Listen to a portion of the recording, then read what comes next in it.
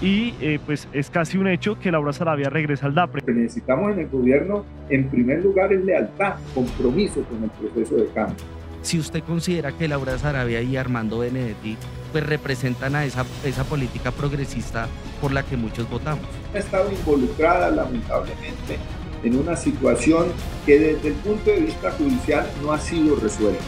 Fuimos conscientes que la presidencia de la República no se ganaba solamente con los votos de la izquierda y del progresismo. Comencemos con pues ese primer acontecimiento para preguntarle al representante Gabriel es cómo vio, pues todavía no está confirmado, pero pues ya se postuló en la página y su hoja de vida y pues es casi un hecho que Laura Sarabia regresa al DAPRE. ¿Cómo vio esta noticia, representante Gabriel? Bueno, yo sé que hay inquietud por tener una reacción sobre un nombre en particular, pero pues quiero expresar una opinión, si se quiere, más general sobre las expectativas que se tienen no solamente con el nombramiento de Laura Sarabia, sino en general con el equipo humano del gobierno a todos los niveles, pero muy especialmente al primer nivel, al nivel ministerial, de los asesores, de las consejerías, del DAPRE. La consideración tiene que ver con una necesidad política que desde el pacto histórico, con todo el respeto y con toda la responsabilidad, hemos manifestado en los diálogos con los ministros, con el gobierno. No será también una opinión que ocultemos en los momentos en que tengamos posibilidades de hablar con el presidente. Y es que nosotros hemos logrado, producto de acumulados históricos, llegar tanto al Congreso de la República como a el gobierno, después de una lucha incesante, diría yo, de muchos acumulados y en medio de una crisis, para empezar a abrir camino a un proceso de transición político, a un proceso de transición política que pueda sembrar las bases de unas reformas y de un cambio más estructural en la sociedad colombiana. Nosotros ganamos el gobierno, pero la estructura del poder del régimen político colombiano sigue en lo fundamental intacta. Entonces, nosotros necesitamos que ese triunfo que nos dio la ciudadanía se exprese en un liderazgo en el Congreso de la República y en el gobierno que en primer lugar sea coherente con esa deuda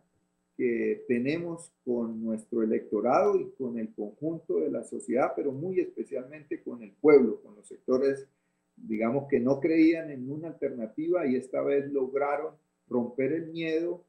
romper la mentira y darnos un triunfo que además es histórico. Entonces, creo que hay incomodidad legítima de muchos sectores de la sociedad colombiana que encuentran que todavía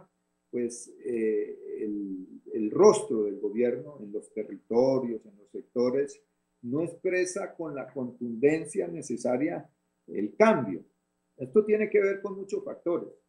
En primer lugar, porque nosotros ganamos un gobierno en el marco de un Estado de Derecho, de unas reglas de juego, donde hay unos funcionarios que en el marco de los derechos laborales están ahí y deben ser respetados en sus espacios.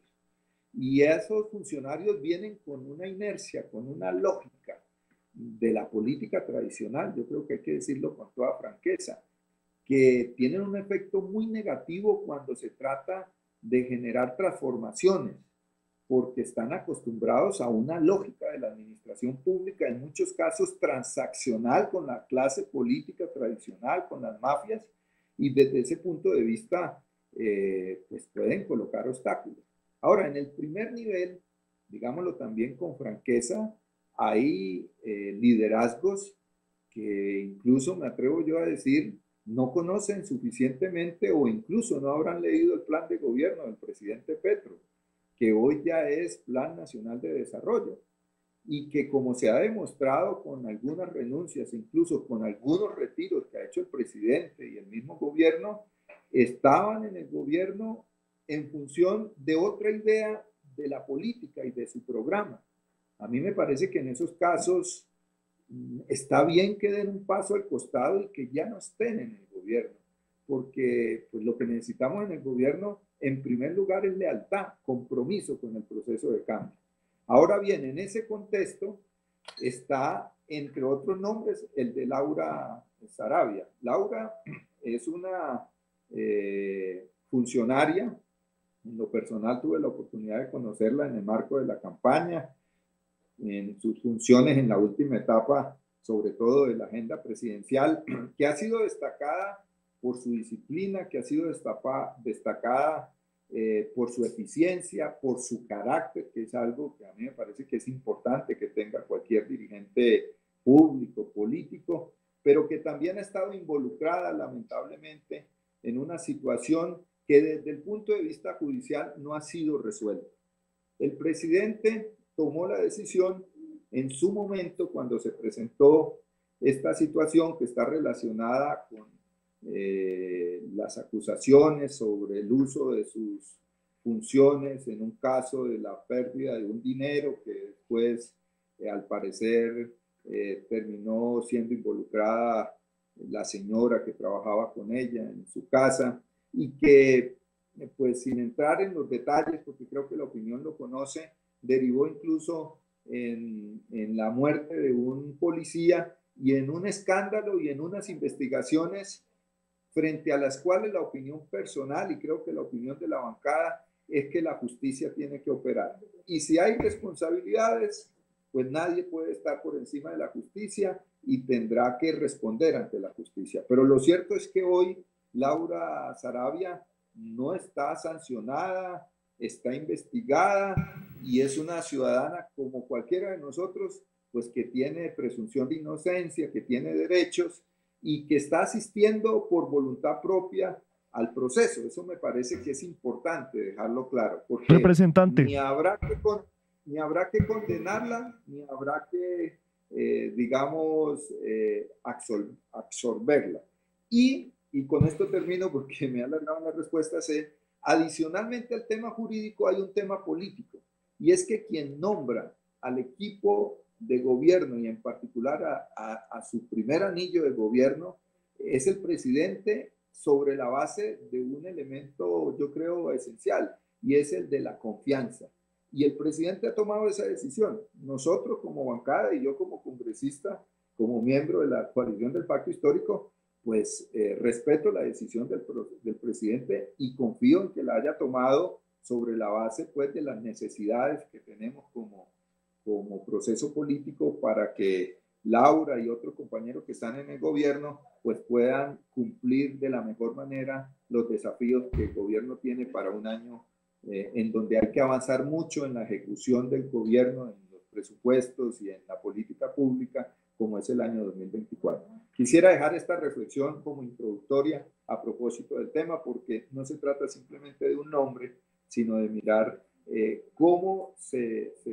conforma y se evalúa progresivamente un equipo de gobierno para sacar adelante el programa que le prometimos a los colombianos. claro que sí, representante.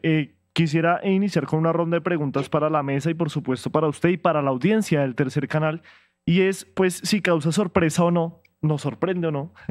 que Laura Saravia haya vuelto al DAPRE. No sé si empezar por Julián, ¿te sorprendió que Gustavo Petro haya vuelto a considerar a Laura Saravia para el departamento administrativo de la presidencia?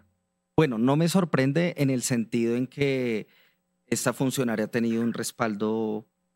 impresionante del presidente Gustavo Petro. Incluso personas que llevan 25, 30 años trabajando con Petro todavía no comprenden exactamente por qué hay una cercanía tan gigantesca, tan incondicional con Laura Saravia. Entonces, por un lado no me sorprende y además ya estaba en el Departamento de Prosperidad Social. Lo que sí me sorprende a mí es que el presidente en su momento, cuando estalló todo este escándalo de las grabaciones y toda la cuestión que existe entre Armando Benedetti, Laura Saravia, la presunta financiación con 15.000 millones de pesos, que es lo que dice Benedetti por parte del clan Torres, lo que me parece sorprendente es que el presidente dijo públicamente que él iba a separar de sus cargos a estos funcionarios mientras que las autoridades judiciales pudieran resolver este asunto, pero creo que eso marca una gran incoherencia del gobierno, porque el gobierno hizo ese compromiso públicamente, pero con el nombramiento de Benedetti en la embajada de la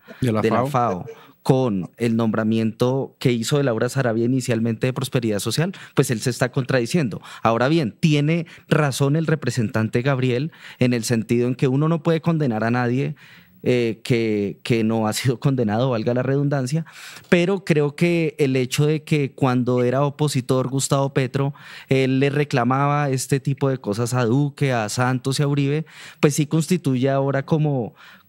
vea, usted ahora está en el poder, entonces lo que usted criticaba en el pasado, ahora lo está haciendo. Digamos que esa sería como mi primera impresión de la llegada de Laura Sarabia, que por supuesto él tiene todo el derecho de conformar el equipo que él quiere, pero yo sí creo que todavía hay una opacidad gigantesca respecto a la presunta financiación de la que habla Benedetti, y aquí se configura como para mí, como esa duda que existe en que estos dos funcionarios al parecer sí tienen como extorsionado al gobierno, de que poseen información que está oculta y quedan estos nombramientos como comprando un silencio. Una embajada que no es necesaria para el país, se la abren a Armando Benedetti. Y vuelve a la Casa de Nariño esta persona que habría utilizado el poder de la Casa de Nariño para irse encima de la empleada del servicio, de una mujer débil. Entonces digamos que yo sí veo unas contradicciones y yo precisamente quisiera preguntarle al representante si usted considera que Laura Sarabia y Armando Benedetti pues representan a esa política progresista por la que muchos votamos. Adicional a eso, aquí hay un fragmento del chat como que dicen, usted que ha estado en la Unión Patriótica y que lleva más de 20 años de militancia y en esa transformación social de que usted nos habla, pues si no ve como pues, personas como Armando Benedetti, como Laura Sarabia, como personas que no hicieron parte del proceso y pues pudieron llegar a ese poder que hoy pues representa a Gustavo Petro. Pues yo creo que estas preguntas dan la oportunidad un poco para caracterizar el mismo gobierno del presidente Petro. Nosotros construimos el pacto histórico, lo anunciamos en febrero 11 del 2021 y con ese pacto histórico hicimos una convocatoria a la sociedad para elegir, Gustavo Bolívar llamaba en aquel momento a través de una cifra el 50-86, una bancada, ojalá que fuera mayoría para que no se chantajeara al gobierno, y sacamos unos resultados que han sido tal vez los resultados más importantes para la izquierda y el progresismo, ¿no? Sacamos 20 senadores y sacamos 29 representantes con la marca del pacto histórico, más los compañeros que estaban en la circunscripción indígena y otros que nos suman como 30 y pico. Pero cuando llegamos a ese punto y ya entramos en el tema presidencial, fuimos conscientes que la presidencia de la República no se ganaba solamente con los votos de la izquierda y del progresismo, que para ganar la presidencia de la República había que construir una gran convergencia con las fuerzas que venían incluso de los sectores tradicionales, pero con los cuales pudiéramos tener acuerdos, temas políticos programáticos, y con una característica, que a diferencia del voto de los sectores progresistas, incluso de izquierda, que terminaron respaldando a Juan Manuel Santos en la elección anterior por el tema del proceso de paz, en esta ocasión serían ellos los que tendrían que respaldar a Gustavo Petro, que era un liderazgo, o es un liderazgo sin duda progresista y de izquierda, y liderar, si se quiere, el nuevo gobierno. En ese momento se sumaron sectores que no son de izquierda, sectores que vienen de la política tradicional, que vienen de prácticas políticas con cuestionamientos y que pues en su historia fácilmente se pueden ubicar. Estoy hablando de Roy Barreras, estoy hablando de Benedetti, estoy hablando de fracciones del Partido Liberal, del Partido de la U, incluso del Partido Conservador, que decidieron, frente a lo que era, a mi manera de ver, algo indetenible, que era la victoria del presidente Petro, dar pasos de sus sectores tradicionales y sumarse a su candidatura. Y yo tengo que decirlo con franqueza, esos sectores también contribuyeron a la victoria del presidente Petro. Es más, sin esos sectores no se hubiese ganado tampoco la presidencia de la República desde el punto de vista cuantitativo. Yo creo que hubiese podido experimentar, digamos, una candidatura solitaria de la izquierda de los sectores progresistas, pero en general el escenario dejaba ver que era muy difícil ganar solo. Entonces, nosotros recibimos a esos sectores con las cartas sobre la mesa. O sea, el presidente Petro no los ocultó a tal nivel que les entregó un liderazgo en la campaña indiscutible. Yo me acuerdo cuando ingresó el doctor Prada, le dieron nada más y nada menos que la jefatura del debate. Y posteriormente el senador Benedetti terminó junto con su asesora, la doctora Laura Sarabia, en la responsabilidad de la agenda del candidato presidencial. Entonces, ellos no son de izquierda, ellos no tienen una concepción, digamos, de la profundidad programática que podemos tener quienes venimos de tradiciones de izquierda, progresistas, para colocarles un mote, y como tal han llegado al gobierno. A mí no me parece que eso en sí mismo sea negativo. Lo que pasa es que si llegaron a un gobierno con una promesa de cambio, pues lo que nosotros tenemos que exigirle es que se comporten de esa manera. Por eso yo no creo que nuestro gobierno tenga que hacer concesiones a sectores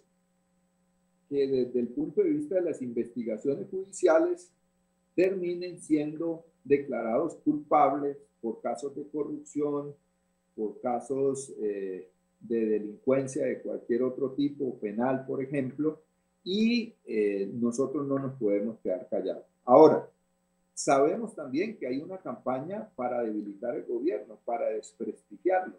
Y parte de la campaña tiene que ver con querer acusarnos a nosotros de que hemos renunciado a nuestro proyecto y hemos entrado, pues, a abrazar a la política tradicional, etcétera, etcétera. Yo no creo que eso sea así. Yo lo que creo es que nosotros dirigimos un proyecto, dirigimos un gobierno que es un gobierno de coalición también, y en el cual nos toca también llegar a acuerdos con sectores de la realidad política colombiana. Lo que yo reclamo es que eso sea sobre la mesa, que no sea escondido, que si hay un sector que declaró ser de gobierno, el Partido Liberal, con el cual tenemos diferencias, pues ese Partido Liberal asuma las responsabilidades ante la opinión pública de las entidades o de las políticas del gobierno que le han sido asignadas. Creo que eso se hace en las democracias modernas, eso se hace en los regímenes parlamentarios. El nuestro es un presidencialismo distinto, muy deforme, diría yo.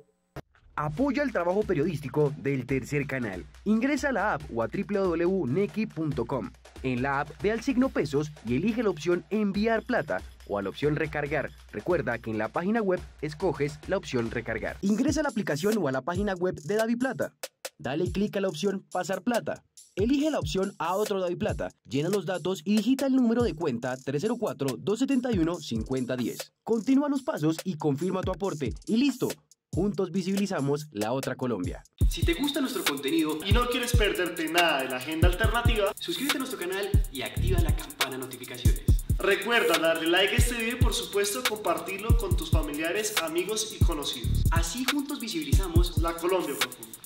Recuerda, somos el Tercer Canal, la voz de los que no tienen voz.